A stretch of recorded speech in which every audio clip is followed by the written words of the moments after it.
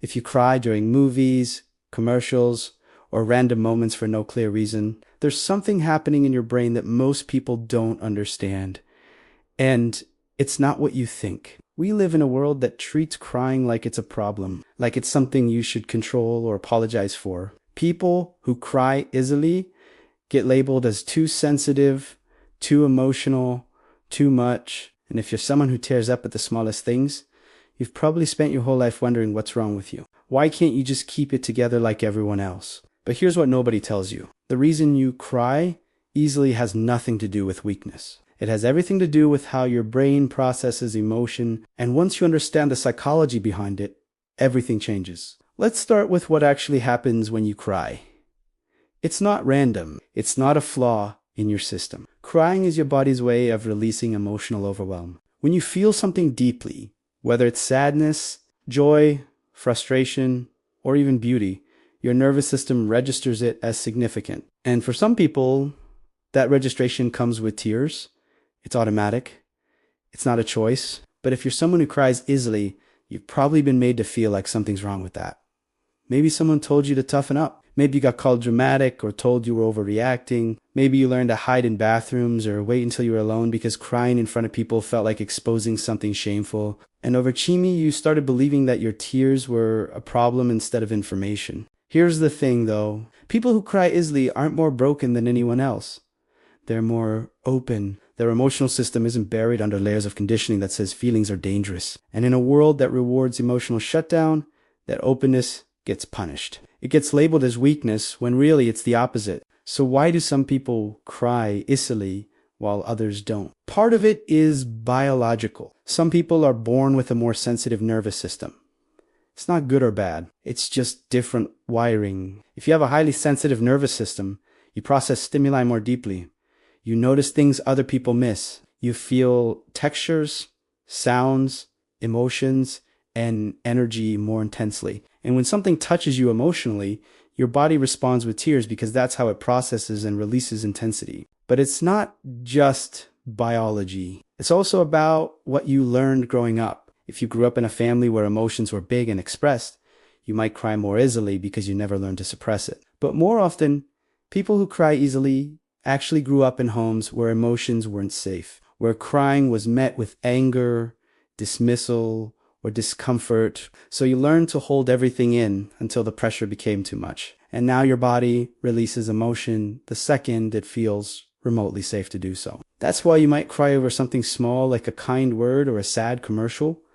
It's not about the commercial. It's about all the feelings you've been holding that have finally found a crack to escape through. There's also something called emotional empathy. Some people feel other people's emotions almost as if they're their own. If someone else is hurting, you don't just understand it mentally. You feel it in your body, you absorb it, and that level of empathy is exhausting. It also means you cry not just for your own pain, but for everyone else's too. You cry watching the news. You cry hearing a stranger's story. You cry because you can feel the weight of human suffering and it's too big to hold without tears. And then there's grief. A lot of people who cry easily are carrying unprocessed grief. Maybe it's from childhood. Maybe it's from loss. Maybe it's from years of not being seen or heard or valued.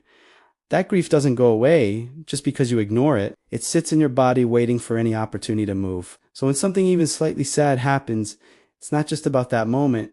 It's about every moment you didn't get to cry for. Every loss you had to smile through. Every time you had to be strong when you just wanted to fall apart. People who cry easily are also often people who've been holding too much for too long. If you spent your childhood being the responsible one, the caretaker, the one who had to keep it together for everyone else, your body never got to release its own stress. So now it releases at random times because it's finally allowed to. You cry because your system is saying, I've been holding this forever and I can't anymore. Here's what's interesting. Crying actually serves a biological function. When you cry emotional tears, not just tears from cutting onions or getting something in your eye, your body releases stress hormones. It literally flushes cortisol out of your system.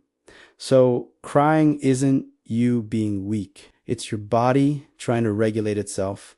It's trying to bring you back to balance. People who don't cry aren't stronger. They're just storing that stress somewhere else. And eventually, it shows up as tension, illness, or emotional numbness. But society doesn't see it that way. Society sees crying as loss of control. especially if you're a man. Men who cry get told to man up, is to stop being soft, to pull themselves together. The message is clear. Your emotions are a burden. Your tears make other people uncomfortable, so shut it, dude. And a lot of men learn to do exactly that. They learn to push feelings down so deep they don't even know they're there anymore. Until one day something cracks and they don't know how to handle it because they've spent decades avoiding their own emotional landscape. For women, it's different, but equally damaging. Women are allowed to cry more than men, but only in certain contexts. Cry because you're sad about a breakup. That's acceptable. Cry because you're angry or frustrated or overwhelmed at work. Now you're too emotional. Now you're not professional. Now you can't handle pressure. So women learn to cry alone, in private, where it won't be used against them. And if you're someone who cries in front of others, you've probably noticed how uncomfortable it makes people. They don't know what to do. They try to fix it or stop it or change the subject because your tears are holding up a mirror to emotions they've been avoiding. Your openness threatens their control. So they make you feel like you're the problem when really you're just doing something they're too scared to do. You're feeling... But here's what people who cry easily need to understand. Your tears are not a flaw. They're a feature. They mean you're still connected to yourself in a world that's constantly trying to disconnect you. They mean you haven't shut down. You haven't numbed out. You're still alive to beauty and pain and everything in between. And that's rare. There's a concept in psychology called emotional granularity. It's the ability to identify and name specific emotions with precision. People who cry easily often have high emotional granularity. They don't just feel good or bad. They feel the specific texture of disappointment versus sadness, versus grief versus overwhelm. And that specificity means they're processing emotion at a deeper level than most people. Their tears aren't random. They're a response to something real that they're allowing themselves to fully experience. The problem is we live in a culture that values emotional flatness. We're taught to stay positive, to not dwell, to move on quickly. But that's not how healing works. Healing requires you to actually feel what you're feeling, not just think about it or analyze it or explain it away. And crying is one of the most honest ways to do that. It bypasses all the mental stories and goes straight to release. So when you cry easily, you're not failing at emotional regulation. You're actually doing it. You're letting your body complete the stress cycle instead of getting stuck in it. The people who never cry aren't more regulated.